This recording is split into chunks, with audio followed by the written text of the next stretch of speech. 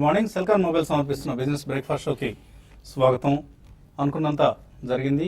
Grace default అయింది. So Greece default అవుతుందని అందరూ ఊహించింది. ఇందులో కొత్తదనం ఏదీ లేదు. అంతకంటే గత్యంతరం కూడా లేదు. ఆ దేశానికి ఐఎంఎఫ్కు చెల్లించాల్సిన 1.6 బిలియన్ యూరోస్ రీపేమెంట్ను కంపెనీ ఆ దేశం చెల్లించలేకపోయింది. డిఫాల్ట్ అయింది. సో ఐఎంఎఫ్కు డిఫాల్ట్ అయిన దేశాల జాబితాలో గ్రీస్ కూడా చేరింది. గతంలో ఐస్లాండ్, యుక్రెయిన్, రష్యా, థాయిలాండ్ ఇటువంటి దేశాలు డిఫాల్ట్ అయ్యాయి. తమ పేమెంట్స్ లెండర్స్కు రీపేమెంట్స్లో చెల్లించలేక డిఫాల్ట్ అయిన పరిస్థితి మనం గతంలో కూడా చూసాం. ఇప్పుడు ప్రస్తుతం తాజాగా గ్రీస్ అయింది. సో యూరోప్, గ్రీస్ ప్రస్తుతం ఫైనాన్షియల్ మార్కెట్స్ను ప్రభావితం చేస్తున్న పరిణామాలు ఈ దేశాల నుంచే వస్తున్నాయి. అండ్ గ్రీస్లో అప్పులు తీర్చేంత వరకు కొత్త రుణాలు ఇవ్వబోమంటూ లెండర్స్ చెప్తున్నారు.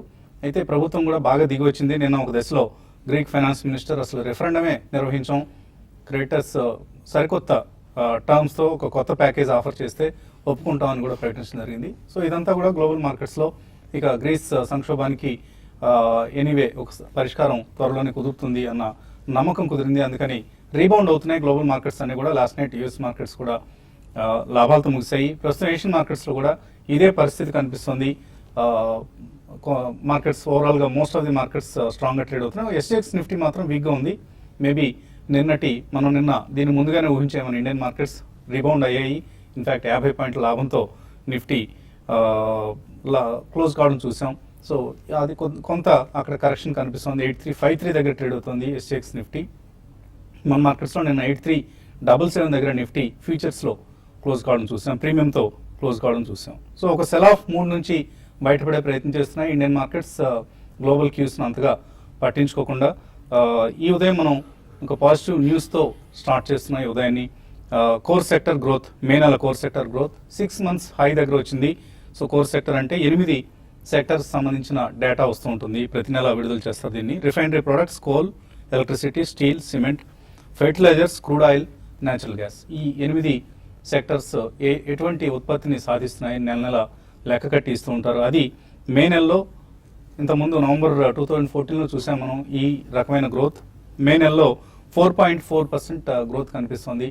అంతకుముందు ఏప్రిల్ నెలలో 0.4% గ్రోత్ మాత్రమే ఉండింది. అలాగే ఇరాన్ ఇయర్ చూసినా కూడా 2.3% లాస్ట్ ఇయర్ మే నెలలో కోర్ సెక్టర్ పెరిగితే ఈ సంవత్సరం మే నెలలో ఈ 8 రంగాలు కలిపి 4.4% పెరిగాయి. అంటే మన ఎకానమీ వృద్ధి బాటలో తిరిగి పయనించబోతోంది అన్న అంశానికి ఇది సంకేతం. కాబట్టి దీన్ని మార్కెట్స్ పాజిటివ్గా తీసుకునే అవకాశం ఉంది.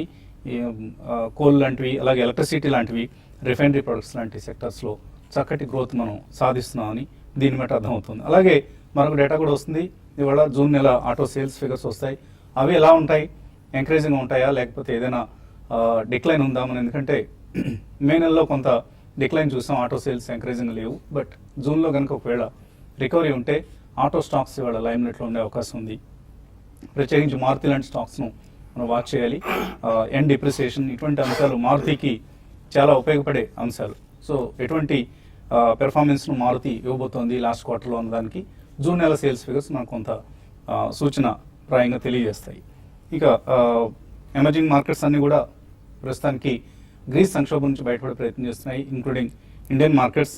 అలాగే మరి అతి త్వరలో ఐపీఓలో వరద ముంచెత్తబోతోంది మార్కెట్స్ను. రకరకాల మంచి క్వాలిటీ ఇష్యూస్ రాబోతున్నాయి మార్కెట్స్లోకి.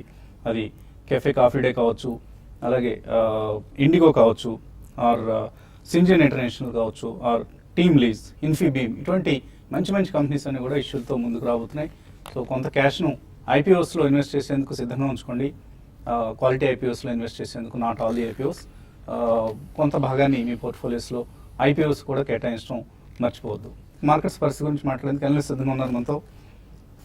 జూలై సిరీస్ మొన్నే ప్రారంభమైంది, కానీ జూలై నెల కూడా ప్రారంభమైంది ఇవాళ. సో జూలైలో మార్కెట్స్ పెర్ఫార్మెన్స్ ఎలా ఉంటుంది అనుకుంటున్నారు? ఐ థింక్ డెఫినెట్లీ కన్సాలిడేషన్ మంతే జరుగుతుందండి. బట్ మనకి గ్రీస్ సంక్షోభం అనేది ఒక నెక్స్ట్ 2-3 days లో డెఫినెట్లీ టోటల్ అన్సర్టనిటీ కూడా తొలగిపోతుంది. బట్ అక్కడ జనరలీ రెఫరెండం పక్కన పెడితే almost 70% of the public are wanting to be in the European Union అనే సంకేతాలు మనకి చాలా స్ట్రాంగ్ గా వస్తున్నాయి. కాబట్టి I think that should be a slightly positive sign అండి. దో అది ప్రోకాస్టినేట్ చేసేది, పోస్ట్పోన్ చేసే ప్రాబ్లమే కానీ అంతే తీరే ప్రాబ్లం కాదు. బట్ ప్రస్తుతానికి మాత్రం టెంపరీగా అది పక్కన పెడితే ఐ థింక్ మనకి డొమెస్టిక్ డేటా అగైన్ నిన్న వచ్చిన నెంబర్స్ అన్ని almost core sector 7 to 8 sectors have done extremely well. Mining కానివ్వండి, సిమెంట్ కానివ్వండి, క్యాపిటల్ గూడ్స్ కానివ్వండి, ఇటువంటివన్నీ కూడా. సో ఇదొక మళ్ళీ స్ట్రాంగ్ సంకేతం అనే చెప్పుకోవాలండి. కాబట్టి మనకి కన్సాలిడేషన్ అయినా కానీ మేజర్ డౌన్వర్డ్ అయితే కనిపించలేదు. But at every level value based buying అనేది మిడ్ అండ్ స్మాల్ క్యాప్ లో చాలా స్ట్రాంగ్ గా ఎమర్జ్ అవుతుంది.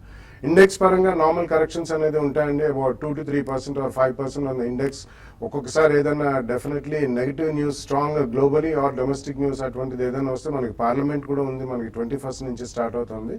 సో ఈవెంట్ఫుల్ మంత్ కాబట్టి కొద్దిగా వాలటాలిటీ తప్పదు, కన్సాలిడేషన్ జోన్ లోనే ఉంటుంది. కానీ at a lower level definitely strong గా మనకి వాల్యూ బేస్డ్ బయింగ్ అయితే ఎమర్జ్ అవుతుందని చెప్పుకోవాలి. కాబట్టి ఫ్రెష్ గా ఎవరైనా ఇన్వెస్ట్ చేయాలంటే మాత్రం రిజల్ట్ సీజన్ అయిన తర్వాత, result season as and when it unfolds, definitely IT sector is taking a back seat. ఎందుకంటే నిన్న గార్ట్నర్ రిపోర్ట్ వచ్చింది, ఈ year 5.5% actual spending on IT sector world wide తగ్గుతుందని చెప్పి టు $3.5 trillion. బట్ మనకి కాంపిటేటివ్ నేచర్ ఉంది కాబట్టి ఇండియన్ ఐటీ సెక్టర్ కి, అండ్ ఐ థింక్ డెఫినెట్లీ కొంతమంది కాషన్ ఇచ్చారు కాబట్టి వర్స్ట్ ఇస్ ఓవర్ అనే చెప్పుకోవాలి. అందులో కూడా డెఫినెట్లీ ఫ్రంట్ లైన్ కంపెనీస్ లో ఎక్కడైనా డిక్లైన్స్ కనిపిస్తే ఐటీ సెక్టర్ లో కానివ్వండి, ఫార్మా కానివ్వండి, NBFCs, private sector banks, automobile figures ఈ రోజు వస్తే మీరు మెన్షన్ చేసినట్టు. సో డెఫినెట్లీ ఐ థింక్ ఇప్పటిదాకా మనకు వచ్చే సంకేతాలు చాలా స్ట్రాంగ్ గా ఉన్నట్టే కనిపిస్తుంది ఆటోమొబైల్. సో ఇటువంటి స్పెసిఫిక్ సెక్టర్స్ లో మనం ఏదైనా ఎంచుకుంటే మాత్రం నెక్స్ట్ 1 month లో డెఫినెట్లీ ఆపర్చునిటీ వచ్చినప్పుడు ఫస్ట్ ప్రైస్ పాయింట్ లో, దీని తర్వాత మార్కెట్ లో కరెక్షన్ ఉన్న సెకండ్ ప్రైస్ పాయింట్ లో అబౌట్ 5 to 7 or 10 to 12% తగ్గితే సెకండ్ ప్రైస్ పాయింట్ లో మంచి కంపెనీలు కొనడానికి రెడీ అయితే మంచిదండి. అలాగే ఐటీ సెక్టర్ సంబంధించి గార్ట్నర్ రిపోర్ట్ నెగిటివ్ వచ్చిన ఇవాళ డిజిటల్ ఇండియా ప్లాన్ను ప్రధాని ప్రారంభించబోతున్నారు. దీన్ని ఫలితంగా డొమెస్టిక్ రెవెన్యూస్ మీద ఎక్కువగా ఆధారపడిన companies like Vakrangee software or Sterlite technologies, ఇటువంటి కంపెనీస్ కొంత లైమ్ లైట్లో ఉండే అవకాశం ఉంది మార్కెట్స్ సంబంధించి. టెక్నికల్లీ ఎలా ఉన్నాయి మార్కెట్స్? మనం గత 2 రోజులుగా ట్రేడింగ్ సెషన్ చూసుకుంటే బేసికలీ ఐ థింక్ మండే రోజు అయితే గ్యాప్ డౌన్ ఉందో ఆ గ్యాప్ మొత్తం నిన్న ఫిల్ చేయడం జరిగింది. అదేవిధంగా మనకి 200-day మూవింగ్ యావరేజ్ అయితే ఉందో 83.70, సో ఆల్మోస్ట్ ఆ లెవెల్లోనే క్లోజ్ అవుట్ అని చూసాం మన మార్కెట్. బట్ మీడియం ట్రెండ్ చూస్తే కనుక మనకి lower tops lower formation continue అవుతుంది ఇంకా. సో ప్రాబ్లీ ఇక్కడే I think aggressive long positions అయితే వద్దనే చెప్తాను ఈ స్టేజ్ లో. ఓన్లీ థింగ్ ఏంటంటే లాస్ట్ వీక్ హై ఏదైతే ఉందో 8423, సో అది ఒకవేళ అది బ్రేక్అవుట్ వచ్చి మేబీ ఒక రోజు క్లోజ్ అవుతే కనుక అక్కడి నుంచి ప్రీవియస్ స్వింగ్ లో ఏదైతే ఉందో 8489 దాకా వెళ్ళే అవకాశం ఉంది. సో 8489 అండ్ 8500 అబోవ్ క్లోజ్ అవుతేనే ఐ థింక్ అక్కడి నుంచి ఒక 200 to 300 పాయింట్స్ ర్యాలీ వచ్చే అవకాశం ఉంది. బట్ మనం ఆల్రెడీ స్వింగ్ హై దగ్గర ఉన్నాం కాబట్టి ప్రాబ్లీ ఇక్కడ ప్రాఫిట్ టేకింగ్ లాంగ్ పొజిషన్స్ లో తీసుకోవడం చాలా బెటర్ ఇక్కడ. అదేవిధంగా market sharp corrections like Monday corrections లాంటివి ఏదైనా వస్తే డెఫినెట్లీ లాంగ్ పొజిషన్స్ తీసుకోమని చెప్తాను. 81 అదైతే 20-day మూవింగ్ యావరేజ్ అయితే ఉందో ప్రాబ్లీ ఏదో ఒక గట్టి సపోర్ట్ ఉండే అవకాశం ఉంది. So market any correction of 100-120 points కనుక పడితే 8150 కింద స్టాప్ లాస్ పెట్టి స్ట్రిక్ట్ గా లాంగ్ పొజిషన్స్ తీసుకోవచ్చు. అదేవిధంగా ఈ మంత్ చార్ట్ ప్యాటర్న్స్ చూస్తే కనుక డెఫినెట్లీ మనకి లాస్ట్ మంత్ స్వింగ్ ఏదైతే ఉందో ప్రాబ్లీ అది కొంచెం ఇంక్రీజ్ అయినట్టు అనిపిస్తుంది రేంజ్. సో 8150 అండ్ 86 రేంజ్ లో ఉండే అవకాశం ఉంది మార్కెట్. బట్ ఏదైనప్పటికీ 8480 అబోవ్ క్లోజ్ అవుతేనే మన కన్ఫర్మేషన్ అనేది వస్తుంది. అదేవిధంగా బ్యాంక్ నిఫ్టీ చూస్తే కనుక మనకి లాస్ట్ 5 days గా మార్కెట్ కన్సాలిడేషన్ లో ప్రాబ్లీ 18,469 అండ్ 18,026 అదే రేంజ్ ట్రేడ్ అవుట్ అని చూస్తున్నాం. దో ఒక మైనర్ కరెక్షన్స్, డీప్ కరెక్షన్స్ వచ్చినా కూడా ఆ లెవెల్స్ బ్రీచ్ అవ్వట్లేదు ఇంకా.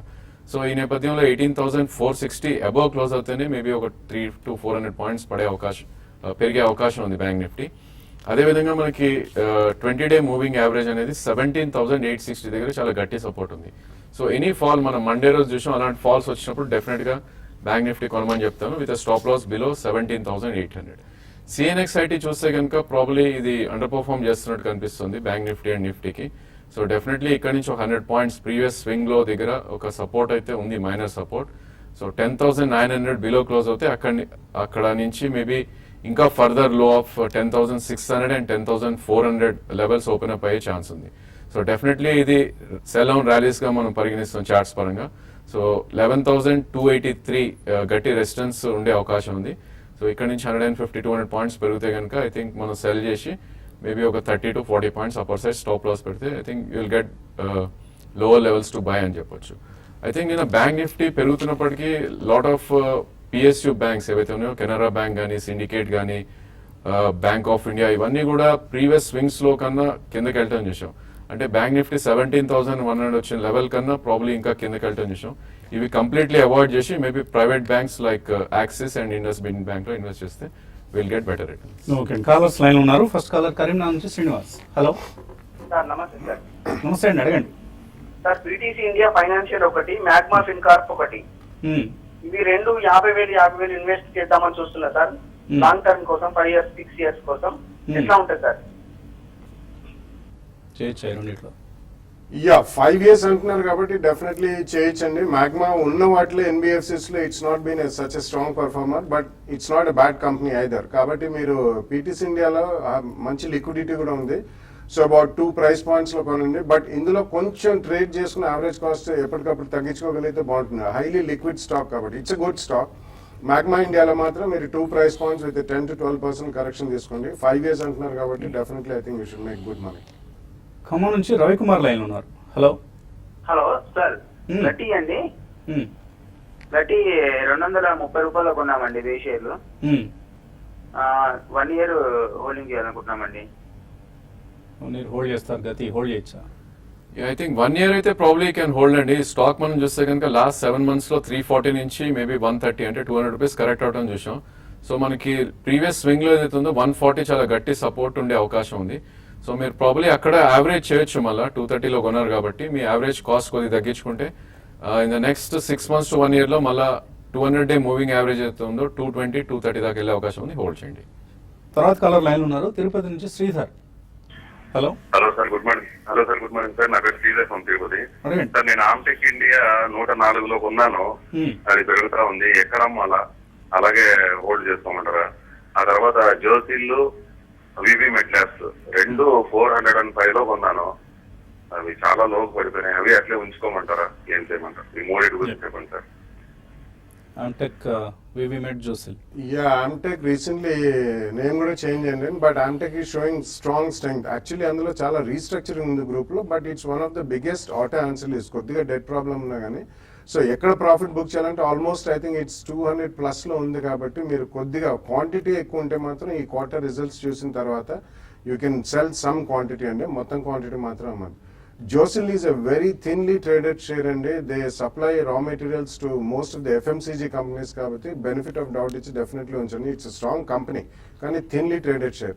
సో డెఫినెట్లీ 1 or 2 quarters చూడండి. అండ్ కంపెనీ పరంగా కూడా మంచి కంపెనీ కాబట్టి I think you should stay with the company for some more time. తర్వాత కాలర్ ప్రసాద్ హైదరాబాద్ నుంచి. హలో. సార్ నమస్తే వసంత్ గారు. నమస్తే అండి. సార్ యాక్చువల్గా ఏం లేదు సార్, బ్యాంక్ ఆఫ్ ఇండియా ఒకటి 315 యావరేజ్ సార్. మ్మ్. తర్వాత ఎస్బీఐ ఒకటి 359 యావరేజ్. అది ఏంటి సార్, అది చాలా ఇది ఉంది. ఏంటి హోల్డ్ చేయమంటారా? Yeah. వేరే shift బ్యాంక్ ఆఫ్ ఇండియా బాగా వీక్ గా ఉంది. ఎస్బీఐ కూడా లాస్ట్ లో ఉన్నారు. Correct. I think bank of India మీరు పుల్ బ్యాక్స్ లో డెఫినెట్గా ఎగ్జిట్ అవ్వాలండి. ప్రాబ్లీ స్టాక్ లోవర్ లోస్ మనం చూస్తాం. లోవర్ లోస్ చేయడం చూస్తున్నాం మనం చార్ట్స్ పరంగా. సో ఇది కనుక ఒకసారి 194 మేబీ పుల్ బ్యాక్ లో వస్తే కనుక అక్కడ ఒకసారి ఎగ్జిట్ అవడానికి ప్రయత్నించండి. ఐ థింక్ ఇది మార్కెట్ కనుక కరెక్ట్ అవుతే కనుక ఇది ఆల్మోస్ట్ ప్రీవియస్ స్వింగ్ లో ఏదైతే ఉందో 180 and 147 and 160 దాకా వచ్చే అవకాశం ఉంది. సో డెఫినెట్లీ పుల్ బ్యాక్ లో ఎగ్జిట్ అవ్వండి. ప్రాబ్లీ దీనికన్నా మనకి GIC housing or LIC housing finance కి షిఫ్ట్ అవుతే కనుక మేబీ కొంచెం బెనిఫిట్ వచ్చే అవకాశం ఉంది. అదేవిధంగా ఎస్బీఐ ప్రాబ్లీ మొన్న ఒక బాటమ్ ఫార్మేషన్ అవడం చూసాం 249 దగ్గర. సో కరెంట్లీ అరౌండ్ 262 ఉంది. సో ఇది కూడా మనకి 200-day మూవింగ్ యావరేజ్ అయితే ఉందో 282 గట్టి రెసిస్టెన్స్ ఉంటుంది. సో మార్కెట్ పుల్ బ్యాక్స్ వచ్చి ప్రాబ్లీ 280 and 290 మధ్యలోకి వస్తే ఇది కూడా ఎగ్జిట్ అయ్యి ఐ థింక్ మీరు హౌసింగ్ ఫైనాన్స్ లో జిఎస్సి అండ్ హెచ్డిఎల్ తీసుకుంటే ప్రాబ్లీ లాస్ మీరు అందులో రికార్డ్ చేసే అవకాశం ఉంది. అచ్చంపేట నుంచి శ్రీనివాస్ లైన్ ఉన్నారు. హలో. 1100లో తీసుకున్నాను నేను. ఏదండి? రిలయన్స్ ఇండస్ట్రీస్ 1100లో తీసుకున్నాను సార్. మ్మ్. అది ఏం చేయమంటారు సార్? హోల్డ్ చేయండి. ఇంకా లాస్ట్ లో ఉన్నారు కదా, 1000 రూపీస్ ఉంది ఇప్పుడు. అవును సార్. హోల్డ్ చేయండి. మార్కెట్ ని ఇప్పుడు లీడ్ చేస్తుంది బోత్ రిలయన్స్ అండ్ ఎల్ఎన్టీనే. సో డెఫినెట్ గా హోల్డ్ చేయండి. మీ రేట్ వచ్చేస్తుంది. Thank you. అలాగే ఈమెయిల్స్ కూడా వచ్చాయి. రాధాకృష్ణ అడుగుతున్నారు, రిఫెక్స్ ఇండస్ట్రీస్ 3 years హోల్డ్ చేయొచ్చా? No, I don't track that stock. అలాగే క్యామ్లిన్ ఫైన్ సైన్సెస్ కమల్ అడుగుతున్నారు, 109లో కొన్నారంట, నిన్నే కొన్నారట, షార్ట్ టర్మ్ కోసం ఏం చేయాలి? Yeah probably 96 is your stop loss అండి. 128 130 నుంచి కరెక్ట్ అవడం చూసాం. 96 స్టాప్ లాస్ పెట్టి హోల్డ్ చేయండి. అదే పుల్ బ్యాక్ నేను హై వస్తే కనుక ప్రాబ్లీ 126 127 దగ్గర ఎగ్జిట్ అయితే ప్రయత్నించండి. హిందుస్థాన్ యూనిలివర్ 857లో మదర్సన్ సుమి 518లో హోల్డ్ చేస్తున్నారు. రామ్ చికియాల ప్రాఫిట్ బుక్ చేసుకోవచ్చా, హోల్డ్ చేయొచ్చా? I think lever, I think we have resistance around 950 zone అండి. సో అరౌండ్ 908 అండ్ లెవెల్ రావటం చూసాం మనం నిన్న. సో 950 దగ్గర డెఫినెట్ గా మీరు ఒకసారి ప్రాఫిట్ బుక్ చేసుకోండి. అదేవిధంగా మదర్సన్ సుమి కూడా కొద్దిగా కరెక్షన్ మోడ్ లో ఉంది స్టాక్. సో ఈ స్టాక్ ఏమాత్రం మీకు ప్రీవియస్ స్వింగ్ హై ఏదైతే ఉందో 534 వస్తే అక్కడ ప్రాఫిట్ బుక్ చేసుకోండి. వెంకట్ అడుగుతున్నారు పిపవర్ డిఫెన్స్ అమేసి సుజలాన్లో కానీ పిటి లామినేషన్స్ గ్రాన్యూల్స్ వీటిలో షిఫ్ట్ కావడం మంచిదా? Yeah, Pitti and Granules are doing well అండి, రీజనబుల్ అండ్ గుడ్ లిక్విడిటీ ఉన్న స్టాక్స్. ఫండమెంటలీ కూడా రెండు కూడా మంచి ఎక్స్పాన్షన్ అండ్ గుడ్ పనితీరు కనిపిస్తున్నాయి కాబట్టి కొద్దిగా రెండిట్లో you can definitely buy take a investment call. Shirish అడుగుతున్నారు 2 సంవత్సరాలు హోల్డ్ చేస్తే సుజలాన్ ఎనర్జీ 100 రూపాయలు అవుతుందా? చిలక జోస్యంలో అడగాల్సిందే అండి, మనం చెప్పడం కష్టం. ఎందుకంటే ఇప్పుడున్న పరిస్థితిలో అది 100 అవుతుందా లేకపోతే కిందకి వెళ్తుందా అనేది మనం ఇంకా కరెక్ట్గా గెస్ చేయడం కూడా కష్టంగా అనిపిస్తుంది. యా ప్రాబ్లీ టెక్నికల్లీ చూస్తే కనుక 16-17 రూపీస్ లో చాలా మంచి రేంజ్ బై రేంజ్ ఉందండి, సపోర్ట్ జోన్ లో ఉంది. సో 38 and 40 క్రాస్ అవుతే మటుకు ప్రాబ్లీ అక్కడి నుంచి ఒక 20-30% పెరిగే అవకాశం ఉంది. భార్గవ్ సిద్ధార్థ్ అడుగుతున్నారు జేకే టైర్ ఎంఆర్ఎఫ్ లాగా 10 ఏళ్ళలో అయిపోతుందా? అలాగే అశోక్ లేలాండ్ ఐషర్ మోటార్స్ లాగా అవుతుందా? ఇట్స్ ఇంపాసిబుల్ టు ప్రెడిక్ట్ అండి, బికాజ్ ఇప్పుడే వసంత్ గారు పిచ్చమ్మ రంబలాగా అవుతుందా అంటే మనం ఏం చెప్తాం? యా, ప్రైస్ పాయింట్స్ చెప్పడం కష్టం. 10 ఏళ్ళు you will get good returns అండి, రెండు కూడా దే ఆర్ డూయింగ్ వెల్ కాబట్టి మంచి రిటర్న్స్ వస్తాయి. సో డెఫినెట్లీ హోల్డ్ చేయండి, బట్ ఒక స్పెసిఫిక్ ప్రైస్ పాయింట్ వస్తుందని చెప్పడం మాత్రం ఇంపాసిబుల్. రాధాకృష్ణ అడుగుతున్నారు ఆరో కోటెడ్ ప్రొడక్ట్స్ 2 years హోల్డ్ చేయొచ్చా? Yeah, it's a highly intellectual property driven water soluble films చేస్తారండి వాళ్ళు. It's a intellectual property protected product, world wide కూడా చాలా పేటెంట్స్ ఉన్నాయి. సో డెఫినెట్లీ కరెంట్లీ హోల్డ్ చేయండి. సో బాగా పెర్ఫామ్ చేస్తున్న కంపెనీ కూడా ఇది ఆరో కోటెడ్ ప్రొడక్ట్స్ హోల్డ్ చేయండి. రాజు కుమార్ అడుగుతున్నారు డీబీ రియల్టీ జెన్ టెక్నాలజీస్ ఈ రేట్లో 6 months కోసం హోల్డ్ చేయొచ్చా? I think DB Realty probably can hold అండి. ఇది కొంచెం అండర్ పర్ఫార్మ్ చేస్తున్నప్పటికీ ఒక సపోర్ట్ జోన్ లో ఉంది, 54-56 సపోర్ట్ జోన్ లో ఉంది. సో 54 స్టాప్ లాస్ పెట్టుకుని డెఫినెట్లీ హోల్డ్ చేయండి. అదేవిధంగా మార్కెట్ పుల్ బ్యాక్ వచ్చి 76 అవుతే మీరు ప్రాఫిట్స్ బుక్ చేసుకోండి. Olympia industries, Snowman logistics, Manali petro ఈ మూటి మీద ఎటువంటి వ్యూ ఇస్తారు మీరు? భైరవ్ అడుగుతున్నారు 1 year కోసం. Snowman I think you can hold అండి. I don't cover Olympia. Manali అట్లాంటిది ఏదైనా ట్రేడింగ్ పుల్ బ్యాక్స్ వస్తే మాత్రం definitely I think you should come out of that stock. Diamond అడుగుతున్నారు యూనిటెక్ 10 సంవత్సరాల కోసం పిల్లల కోసం కొంటారట, భలే స్టాక్ సెలెక్ట్ చేస్తున్నారు, కొనుక్కోవచ్చా? Lower lows and all time lows form చేస్తున్న స్టాక్ అండి. ప్రాబ్లీ ఇలాంటి స్టాక్ డెఫినెట్లీ పిక్ చేయకూడదు. హ్యూజ్ డెట్ ఉన్న కంపెనీ. సో మీరు పిల్లల కోసం అంటున్నారు కాబట్టి ప్రాబ్లీ ఏవైతే హయ్యర్ హైస్ ఫామ్ అవుతుందో అలాంటివి సెలెక్ట్ చేసుకోవాలి. Maybe Nilkamal Plastics and Tata Elxsi రెండు మీరు చూస్ చేసుకోవచ్చు. పిల్లల కోసం సెలెక్ట్ చేసిన స్టాక్స్లో ఎటువంటి రిస్క్ లేదనుకునే stocks like say Britannia or Hindustan Unilever అటువంటి స్టాక్స్ తీసుకోవాలి, కానీ నాట్ యూనిటెక్ లాంటి పెన్నీ స్టాక్స్ అండి. రఘు నందిగామ అడుగుతున్నారు న్యూస్ పేపర్లో వచ్చే 52 weeks హై లో స్టాక్స్ను ట్రేడింగ్ కోసం ఎలా వాడుకోవాలి? I think higher highs form అయ్యే స్టాక్ ని ప్రాబ్లీ కరెక్షన్ కోసం మనం వెయిట్ చేసి లాంగ్ వెళ్ళటం ఇస్ రైట్ థింగ్ అండి. అదేవిధంగా ఏవైతే 52 week లో చేస్తున్నా వీక్ స్టాక్స్ గా మనం పరిగణిస్తాం. సో అలాంటి స్టాక్స్ ఏమైనా ఉంటే మనం షార్ట్ పొజిషన్స్ తీసుకొని ప్రాబ్లీ స్ట్రిక్ట్లీ ఒక 2-3% స్టాప్ లాస్ పెట్టుకుని ట్రేడ్ చేయొచ్చు.